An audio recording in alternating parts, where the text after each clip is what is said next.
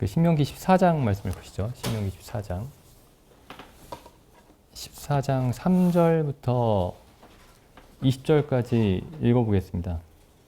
그 이제 정한 짐승과 부정한 짐승이라고 제목에 되어 있는데, 그러니까 무엇을 먹어도 되고 무엇을 먹으면 안 되는지에 대해서 말씀하시는 거죠. 좀 읽어보겠습니다. 14장 3절. 너는 가증한 물건은 무엇이든지 먹지 말라. 너희의 먹을 만한 짐승은 이러하니 곧 소와 양과 염소와 사슴과 노루와 불그스름한 사슴과 산 염소와 볼기흰 노루와 뿔긴 사슴과 사냥들 무릇 짐승 중에 굽이 갈라져 쪽발도 되고 색임질도 하는 것은 너희가 먹을 것이니라. 다만 색임질을 하거나 굽이 갈라진 짐승 중에도 너희가 먹지 못할 것은 이것이니 곧 약대와 토끼와 사반 그것들은 색임질은 하나 굽이 갈라지지 아니하였으니 너희에게 부정하고 돼지는 굽은 갈라졌으나 색임질을 못함으로 너희에게 부정하니 너희는 이런 것의 고기를 먹지 말 것이며 그 사체도 만지지 말 것이니라. 물에 있는 어족 중에 이런 것은 너희가 먹을 것이니 무릇 지느러미와 비늘 있는 것은 너희가 먹을 것이요 무릇 지느러미와 비늘이 없는 것은 너희가 먹지 못 말지니 이는 너희에게 부정하니라.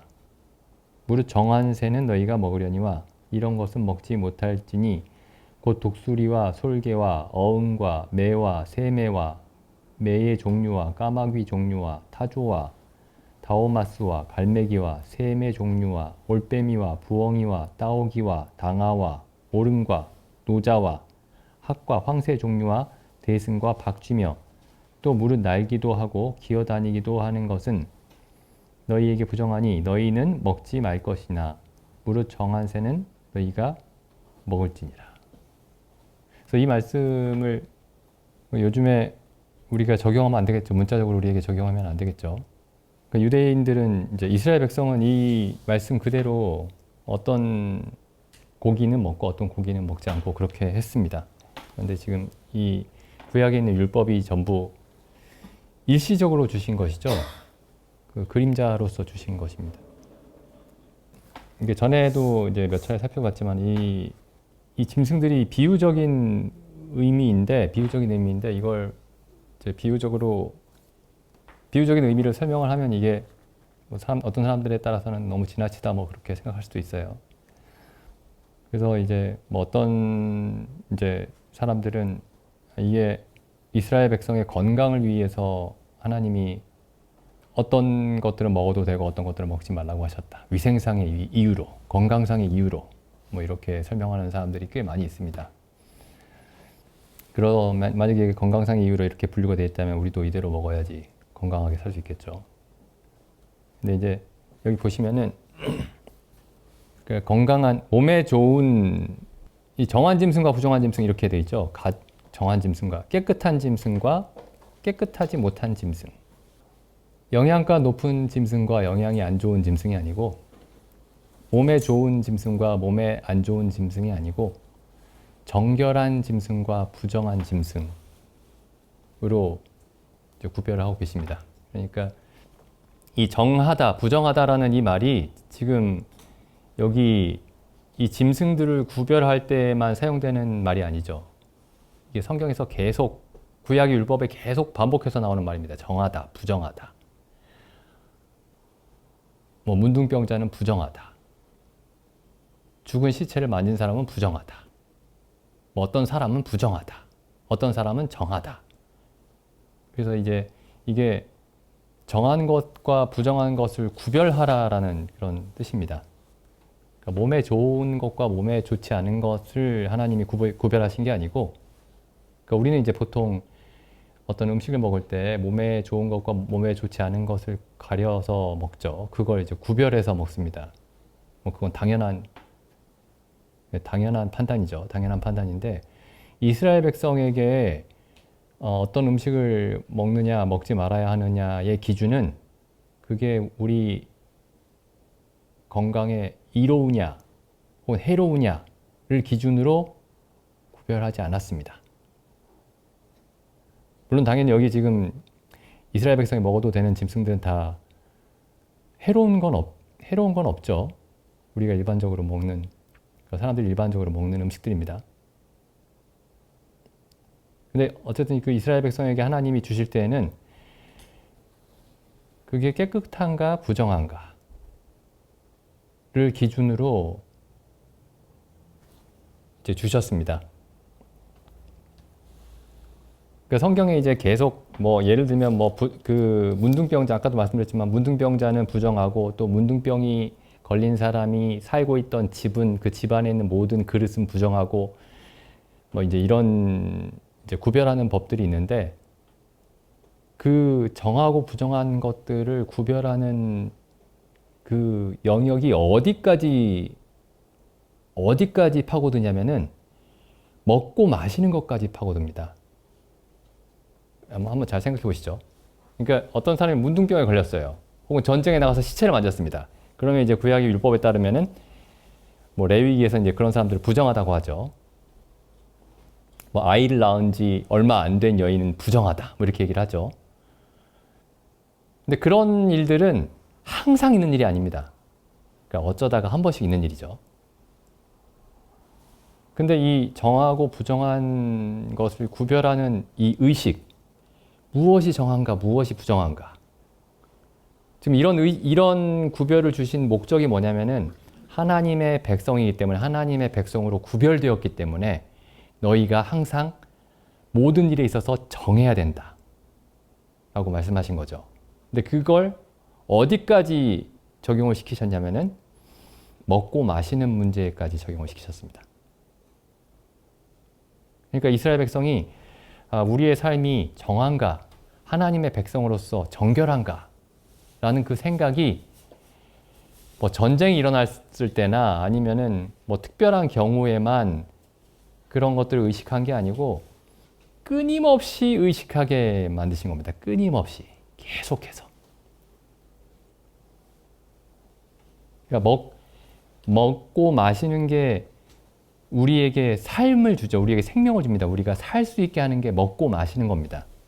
물론 잠도 자야 되고 하지만은 성경에서는 먹고 마시는 것이 그 우리에게 우리의 생명과 직접 연관된 것으로 설명을 하고 계시죠. 그래서 예수님이 그 광야에서 40일 동안 줄이시고 마귀에게 시험을 받으실 때에 첫 번째 그 시험이 이 돌을 들어 떡덩이가 되게 하라. 이렇게 하니까 예수님이 하신 말씀이 사람이 떡으로만 살 것이 아니요 하나님의 입에서 나오는 모든 말씀으로 살 것이니라, 이렇게 말씀하셨습니다. 그러니까 먹는 것과 사는 것은 직결되어 있어요. 매일매일 먹고 하루에 3끼를 먹고 뭐 하루에 2끼를 먹고 매일매일 먹고 그것으로 사는 겁니다. 그러니까 먹는 것과 사는 것은 직결되어 있습니다. 근데 그 먹는 수준에서, 먹는 것의 그 음식 수준에서 정하고 부정한 것을 구별하라고 말씀하신 거죠. 그 이스라엘 백성이 거의 하루에도 몇 번씩 이건 정한가 부정한가를 계속 생각해야 되는 겁니다. 이건 정한가, 이건 부정한가. 그리고 이제 구약에서 이제 신약에 가보면은 또 신약에서도 이제 먹고 마시는 것에 어떤 그 영적인 의미가 있죠. 그러니까 우리의 영적인 양식, 우리의 영적인 음료, 신약에서는 예수 그리스도입니다. 그럼 여기 보시면 여기에 나와 있는 정한 짐승과 부정한 짐승이, 그러니까 우리가 이스라엘 백성이 먹을 수 있는 정한 짐승들이 신약에서 예수 그리스도의 예표라는 걸 알 수 있습니다. 예수 그리스도의 예표. 예수 그리스도가 우리의 정한 음식이죠. 거룩한 음식입니다. 우리를 정결케 하는 음식이죠. 그런데 뭐 예수 그리스도를 먹고 마신다는 게 이제 무슨 뜻이냐라고 했을 때, 이제 옛날에는 이제 예를 들어 로마 가톨릭 같은 경우에는 먹고 마시는 일이 성찬을 먹고 마시는 게 예수 그리스도를 먹고 마시는 것이다, 이렇게 생각을 했습니다. 그래서 이제 신부가 이제 축도를 하면은 그 떡과 잔이 예수님의 살과 피로 바뀌죠. 근데 우리가 이제 예수 그리스도를 먹고 마신다라는 거는 우리가 이제 일요일 날, 주일 날 떡과 잔을 나누는 게 그 예수 그리스도를 먹고 마시는 게 아닙니다. 그래서 이게 굉장히 중요한 문제예요. 그러니까 우리가 예수 그리스도를 먹고 마신다라는 게 예수 그리스도를 먹고 마신다라는 게 무슨 의미인지 올바르게 아는 게 굉장히 중요한 문제입니다. 우리가 예수님을 믿는다고 하면서도 어쩌면은 부정한 짐승을 먹고 부정한 음식을 먹고 마시면서 살 수도 있습니다. 여기 신명기에 나오는 정한 짐승만 먹고 마시고 살아야 되는데, 그러니까 예수 그리스도만 먹고 마시고 살아야 되는데 예수님을 믿는다고 하면서 부정한 것들을 먹고 마시면서 살 수 있어요. 이제 구약에서는 그 실제로 어떤 고기를 먹었죠. 그럼 신약에서 우리가 먹는 것은 진리의 말씀입니다. 진리의 말씀. 그 부정한 음식, 그 부정한 짐승은 거짓말이죠. 거짓말을 먹고 마시는 게 부정한 짐승을 먹고 마시는 겁니다. 그래서 이제 우리가 질문해 봐야 되는 게 이제 이스라엘 사람들은 항상 이 질문을 했죠. 내가 지금 먹는 게 정한 짐승인가? 그럼 우리가 항상 질문해야 되는 것은 내가 지금 먹고 마시는 것이 내가 믿고 따르는 어떤 생각이 성경의 진리인가? 그걸 질문해야 됩니다. 로마서 말씀 가보겠습니다. 로마서. 그럼 여기 진리라는 게 뭐냐? 사람들이 다 이제 자기는 진리를 믿고 산다고 생각합니다. 우리는 진리대로 산다라고 생각을 해요. 우리는 성경을 믿는다고 생각을 합니다. 성경이 진리죠. 그리고 다들 성경을 믿는다고 생각을 합니다. 근데 이제 정작 성경의 내용이 무엇입니까? 이렇게 물어보면은 답을 올바르게 하는 사람이 많지가 않습니다. 성경이 말하는 진리가 뭡니까? 그럼 그 진리가 굉장히 많아요. 뭐 이렇게 대답할 수밖에 없죠. 근데 이 로마서 1장 이 첫 부분을 보면은 이 진리의 내용이 무엇인지 알 수 있습니다. 진리의 내용이 무엇이냐면은 로마서 1장 18절 보시죠. 하나님의 진노가 불의로 진리를 막는 사람들의 모든 경건치 않음과 불의에 대하여 하늘로조차 나타나나니. 여기 보면 이제 하나님의 진노가 진리를 막는 사람들에게 진리를 막는 사람들에 대해서 나타난다. 이런 말씀이 있죠. 그럼 이 진리의 내용이 뭐냐? 진리의 내용이 뭐냐 하면은 19절 보시면은 이는 하나님을 알 만한 것이 저희 속에 보입니다. 이 진리는 하나님이 어떤 분이신지에 관한 것입니다. 계속 읽어보죠. 이는 하나님을 알 만한 것이 저희 속에 보입니다. 하나님께서 이를 저희 속에 보이셨느니라. 창세로부터 그의 보이지 아니하는 것들 곧 그의 영원하신 능력과 신성이 그 만드신 만물에 분명히 보여 알게 되나니 그러므로 저희가 핑계치 못할지니라. 지금 여기 18절에 진리라는 말이 있죠. 근데 그 진리가 무엇인지 알려면은 문맥을 봐야 됩니다. 문맥을 보면 처음에 하나님을 알 만한 것에 대해서 말씀을 하고 있죠. 그리고 20절에서 보시면은 하나님의 보이지 않는 촉성들. 그러니까 이 진리의 내용은 하나님이 어떤 분이신가가 진리의 내용입니다. 근데 이 진리를 막는 사람들이 그 진리를 막는 행위가 어떤 식으로 나타나게 되냐면은 23절에 썩어지지 아니하는 하나님의 영광을 하나님보다 못한 피조물의 형상으로 바꾸는 거죠. 그러니까 하나님을 하나님처럼 알지 못하고 하나님보다 못한 존재로 알고 있는 겁니다. 하나님보다 못한 존재. 사람이나 혹은 그보다 못한 피조물들처럼 알고 있는 거죠. 그 다음 또 보시죠. 24절 보시죠. 그러므로 하나님께서 저희를 마음의 정욕대로 더러움에 내어버려 두사 저희 몸을 서로 욕되게 하셨으니 이는 저희가 하나님의 진리를 거짓 것으로 바꾸어 여기 진리가 하나님의 진리라는 표현이 있죠. 여기 이 말의 의미는 진리의 내용이 하나님에 관한 것이라는 뜻입니다. 하나님의 진리를 거짓 것으로 바꾸어 그 다음 말씀에 보면 확인할 수 있죠. 피조물을 조물조보다 더 경배하고 섬김이라. 28절도 보시죠. 28절. 또한 저희가 마음에 하나님 두기를 싫어하매, 여기 마음이 밑에 주석에 보시면은 지식에 이렇게 되죠. 헬라어로 지식에. 또한 저희가 지식에 하나님 두기를 싫어하매, 쉽게 말하면 하나님의 진리를 하나님이 어떤 분이신지 참되게 알기를 싫어하매 하나님께서 저희를 그 상실한 마음대로 내어버려 두사 합당치 못한 일을 하게 하셨으니. 그래서 하나님을 하나님답게 알고 있는지가 중요합니다. 마태복음 말씀 한번 보시죠. 이 성경에서 사람들이 범죄하는 모든 이유가, 근본적인 이유가 뭐냐면은 하나님을 하나님답게 알지 못하기 때문에 그렇습니다. 그러니까 이제 유튜브에 보면 이런 논쟁들이 꽤 있어요. 신의 존재를 믿지 않고서도 사람들이 도덕적으로 살 수 있느냐. 그걸 이제 무신론자들이랑 그리스도인들이랑 논쟁하는 그런 영상들이 많이 있습니다. 근데 성경에서는 뭐라고 말씀하고 있냐면은 하나님을 하나님답게 알지 못하기 때문에 인간의 모든 죄가, 그러니까 사람들이 흔히 말하는 도덕적이고 윤리적인 죄들이 나타난다. 이렇게 얘기를 하고 있어요. 로마서, 아까 우리가 읽었던 로마서 1장에서 보시면은.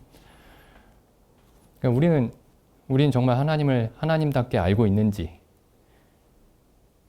그래도 우리는 이제 그리스도인인데 성경도 매일 보고 있는데 우리는 하나님을 하나님답게 알고 있지 않을까요? 그래도 보시죠. 이 마태복음 6장 보시겠습니다. 6장 24절 보시죠. 예수님이 하신 말씀이죠. 6장 24절. 한 사람이 두 주인을 섬기지 못할 것이니 혹 이를 미워하며 저를 사랑하거나 혹 이를 중히 여기며 저를 경히 여김이라. 너희가 하나님과 재물을 겸하여 섬기지 못하느니라. 이게 약간 사람들의 기독교인들에게 뭔가 어쩌면 이게 좀 이해하기 어려운 말씀일 수 있습니다. 왜냐면은 하나님을 섬길 거냐 아니면 다른 신을 섬길 거냐. 우리에게 사람들이 흔히 생각할 때 중요한 질문은, 기독교인들이 흔히 생각할 때 중요한 질문은 하나님을 믿을 거냐, 기독교의 하나님을 믿을 거냐, 아니면 다른 종교의 신들을 믿을 거냐, 혹은 다른 종교를 믿을 거냐. 그게 중요한 질문 같아요. 근데 예수님이 뭐라고 말씀하시냐면은 나는 하나님을 믿고 있는데 재물도 같이 섬기고 있습니다. 그러면 별로 문제가 안 되는 것 같아요. 내가 하나님을 안 믿는 것도 아니고 하나님도 믿는데 하나님이 제일 중요한데 재물을 그 다음으로 섬기고 있습니다. 나는 하나님과 재물을 겸하여 섬길 수 있어요. 하나님께 우선순위를 두고. 근데 예수님은 뭐라고 말씀하시냐면은 하나님과 재물을 겸하여 섬길 수 없다. 근데 예수님이 할 수 없다고 하신 것을 사람들이 할 수 있다고 생각합니다. 나는 할 수 있는데? 하나님을 섬기면서도 재물도 섬길 수 있어요. 재물을 모으면서도, 재물에 마음을 두면서도 하나님을 섬길 수 있습니다. 예수님은 못한다고 말씀하시는데 우리는 할 수 있다고 생각합니다. 이게 지금 하나님을 하나님답지 않게 알고 있는 겁니다. 그러니까 하나님은 우리의 모든 관심을, 모든 마음을 다 가지셔야 하는데 우리는 하나님께 마음을 많이 드리고 적은 부분은 다른 데다가 쏟을 수 있다고 생각을 해요. 그러니까 하나님은 우리의 마음 중에 상당 부분을, 더 큰 부분을 하나님께 드리면 하나님은 그것으로 만족하실 수 있는 하나님이라고 우리가 생각할 수 있습니다. 그러니까 이 우선순위란 말 있죠. 우선순위. 그리스도인의 우선순위라는 말이 사람들을 굉장히 속이는 말입니다. 하나님이 1순위입니다. 이렇게 얘기하는 게 그게 사람들을 속이는 말이에요. 하나님이 1순위가 아니고 하나님이 1순위부터 마지막 순위까지 전부 하나님이어야 됩니다. 뭐 이제 우리가 성경에 대해서 얘기하면서 그 무슨 신앙의 수준을 높여서 얘기하자 그런 뜻이 아닙니다. 그 예수님이 이렇게 말씀하셨죠. 어떤 바리새인이 와서 어떤 서기관이 와서 예수님께 가장 큰 계명이 무엇입니까? 라고 질문했을 때 예수님이 이렇게 대답하셨습니다. 마음을 다하고 성품을 다하고 뜻을 다하고 힘을 다하여 주 여호와 너의 하나님을 사랑하라. 이게 크고 첫째 되는 계명이요. 그 계명으로 한번 잘 비춰 보십시오. 이 말씀을. 그 우선순위라는 말을. 마음을 다 해야 되는데. 그러니까 우리는 이제 성경을 펴고 하나님을 믿고 예수님의 이름을 부르고 뭐 성경의 어떤 교리들을 정확하게 좀 더 정확하게 얘기할 수 있고 그렇다고 해서 하나님을 하나님답게 믿고 있다고 오해할 수 있습니다. 아주 크게 오해할 수 있어요. 우리가 이제 다시 처음에 이제 드렸던 말씀으로 돌아와 보면은 구약에서는 하나님이 정한 짐승만 먹으라고 말씀하셨죠. 신약에서는 우리가 먹어야 될 양식이 예수 그리스도뿐입니다. 이제 그 말의 의미가 뭐냐? 예수 그리스도와 같이 예수 그리스도께서 하나님을 아신 것처럼 우리도 하나님을 알아야 된다라는 그런 말씀이죠. 예수 그리스도께서 하나님 아버지를 알고 계셨던 것과 같이 우리도 그렇게 하나님 아버지를 알고 예수 그리스도께서 하나님 아버지 앞에서 걸으셨던 것과 같이 우리도 하나님 아버지 앞에서 그렇게 걸어야 한다라는 그런 말씀입니다. 근데 예수님이 하나님 아버지를 어떻게 알고 계셨죠? 한번 생각해 보시죠. 예수님이 이렇게 말씀하지 않으셨습니다. 내 삶의 우선순위는 하나님 아버지입니다. 이렇게 말씀하지 않으셨습니다. 예수님의 그 마음 속에는 하나님 아버지의 뜻 외에는 예수님의 삶 속에는 아무것도 없었습니다. 하나님 아버지의 뜻을 먼저 행하고 그걸 제 1순위로 행하고 그 다음에 내 인생의 계획과 내 뜻을 추구하자 그렇게 하지 않으셨습니다. 예수님의 인생의 계획이 없으셨어요. 예수님의 뜻도 없으셨습니다. 우리는 어떻습니까? 우리는. 저도 이런 얘기를 하기가 정말 두려운데 항상 두려운데 사실. 요한복음 말씀 한번 보시죠. 요한복음 6장 38절입니다. 내가 하늘로서 내려온 것은 내 뜻을 행하려 함이 아니요 나를 보내신 이의 뜻을 행하려 함이니라. 이걸 우리한테 적용을 해보죠. 예수님 하신 말씀인데 우리가 사는 목적은 우리의 뜻을 행하려 함이 아니요 우리를 보내신 예수 그리스도의 뜻을 행하려 합니다. 이렇게 얘기해야 되겠죠. 우리를 보내신 예수 그리스도의 뜻이 1순위고 그게 가장 중요하고 라고 말하기 시작하면 이 말씀에 전혀 맞지가 않아요. 여기 보시죠. 예수님은 이렇게 말씀하셨습니다. 다시 읽어볼게요. 나를 보내신 이의 뜻을 38절 내가 하늘로서 내려온 것은 내 뜻을 행하려 함이 아니요 나를 보내신 이의 뜻을 행하려 함이니라. 이건 예수님에 관한 말씀이지. 바로 그 같은 장에 이런 말씀이 있죠. 이게 과연 예수님에 관한 말씀이기만 한 것인지 한번 보시죠. 54절부터 읽어보겠습니다. 53절부터 읽어보죠. 53절부터. 예수께서 이르시되 내가 진실로 진실로 너희에게 이르노니 인자의 살을 먹지 아니하고 인자의 피를 마시지 아니하면 너희 속에 생명이 없느니라. 내 살을 먹고 내 피를 마시는 자는 영생을 가졌고 우리가 영생을 얻었다라고 얘기를 하죠. 영생을 얻었습니다. 예수 그리스도를 믿고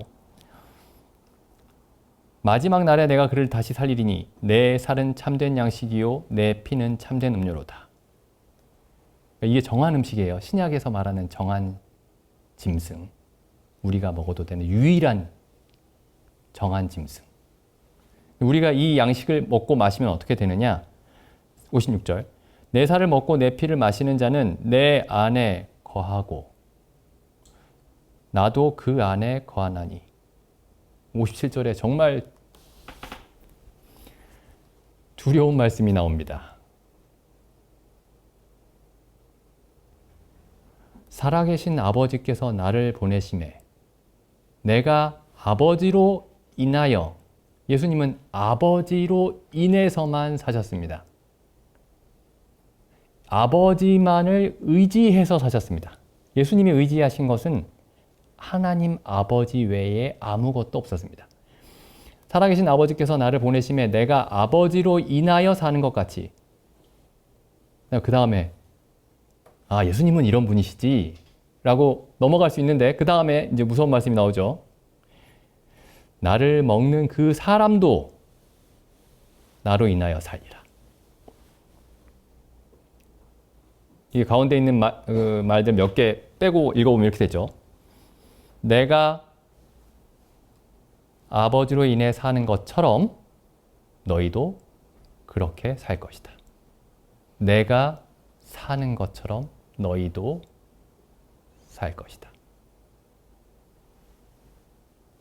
근데 예수님이 어떻게 사셨죠? 다시 38절 보시면 내가 온 것은 내 뜻이 뭐죠? 하고자 하는 바, 원하는 바. 내가 원하는 것을 하기 위해서 사는 것이 아니고 오직 나를 보내신 아버지께서 원하시는 바를 행하기 위해서 살고 있다. 이 말씀은 예수님에게만 해당되는 말씀이 아닙니다. 아까 우리가 읽었었죠. 예수님을 먹고 마시는 모든 사람에게 해당되는 말씀입니다. 이 말씀은 그 예수님 이후에 사도 바울이나 사도 베드로 같이 위대한 그리스도인들에게만 해당되는 말씀이 아닙니다. 우리같이 아무런 이름이 없는 그리스도인들에게도 똑같이 해당되는 말씀입니다. 저는 예수님을 믿을 때, 처음에 믿을 때 이걸 기대했어요. 내가 예수님을 믿고 지옥에 가지 않고 천국에 가는 거.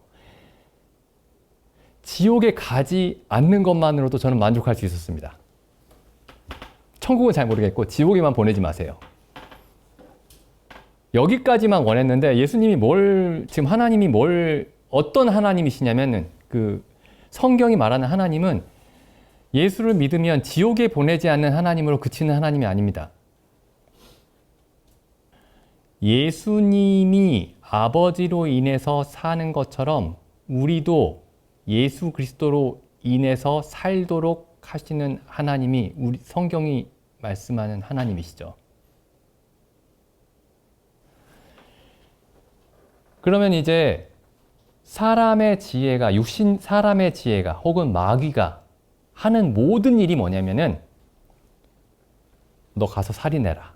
너 가서 간음해라. 어디 가서 도둑질해라. 이렇게 하지 않습니다.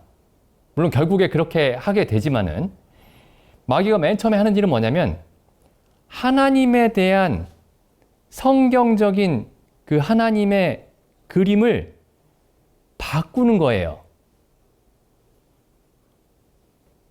조금씩 바꿉니다. 이렇게 바꾸죠.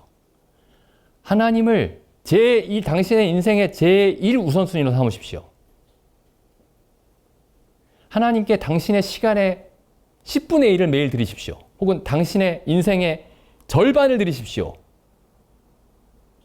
이렇게 얘기하는 겁니다. 하나님은 본래 우리의 절반을 취하시는 분이 아니에요.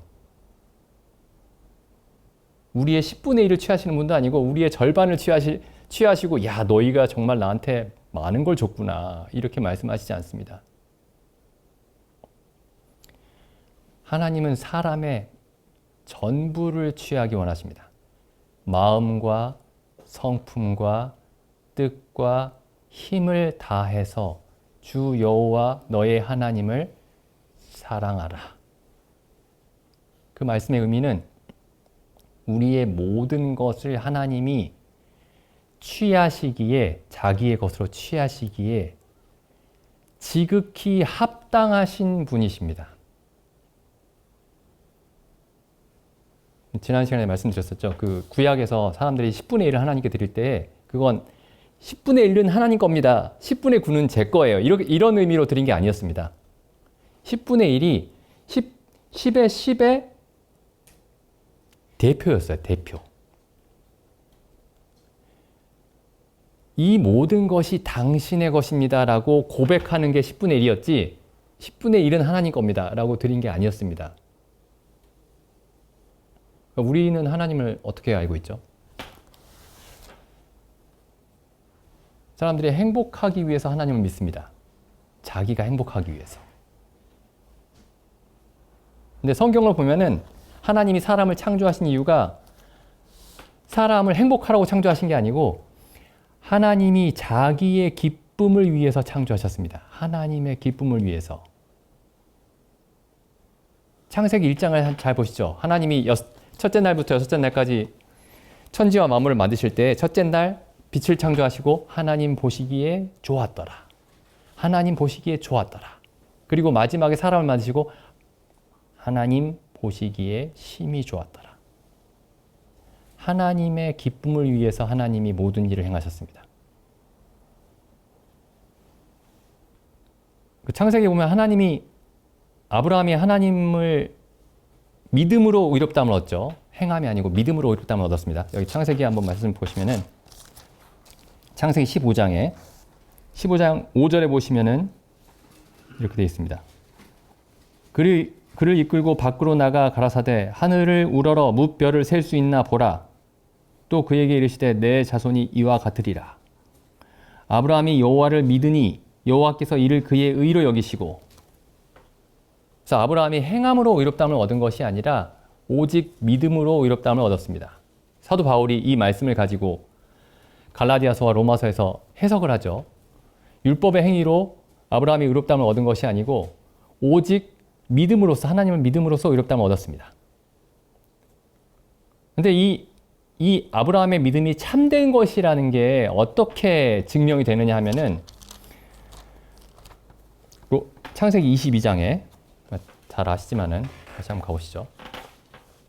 그 일 후에 하나님이 아브라함을 시험하시려고 그를 부르시되 아브라함아 하시니 그가 가로되 내가 여기 있나이다. 여호와께서 가라사대 내 아들 내 사랑하는 독자 이삭을 데리고 모리아 땅으로 가서 내가 내게 지시하는 한 산 거기서 그를 번제로 드리라. 잘 아시듯이 아브라함이 머뭇거리지 않고 이삭을 번제로 드리려고 합니다. 그러니까 하나님이 다급하게 말리시죠. 11절에 여호와의 사자가 하늘에서부터 그를 불러 가라사대 아브라함아 아브라함아 하시는지라. 아브라함이 가로되 내가 여기 있나이다 하매 사자가 가라사대 그 아이에게 내 손을 대지 말라. 아무 일도 그에게 하지 말라. 내가 내 아들 내 독자라도 내게 아끼지 아니하였으니 내가 이제야 내 하나님을 경외하는 줄을 아노라. 아브라함에게 하나님은 어떤 분이었냐면은 이삭을 주저함이 없이 드리기에 자기의 독자, 사랑하는 독자 이삭을 받으시기에 지극히 합당하신 분이었습니다.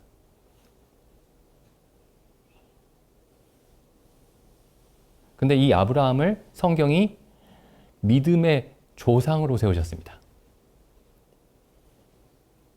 그리고 전에도 말씀드렸지만은 여기 22장 2절에 있는 이 모리아산이 예루살렘 성전이 세워지는 그 산이죠. 솔로몬이 성전을 세우는 산입니다.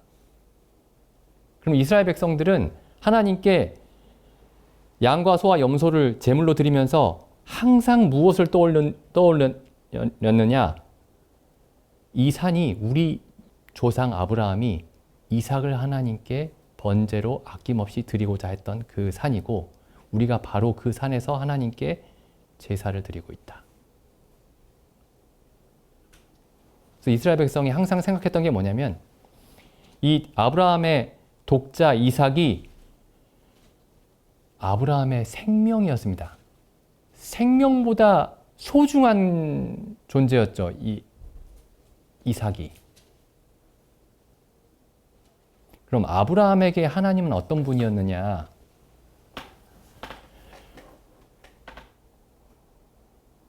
근데 예수님이 하나님을 위해서 자기 목숨을 십자가에 죽기까지 하나님 앞에 자기 몸을 제물로 드리셨습니다.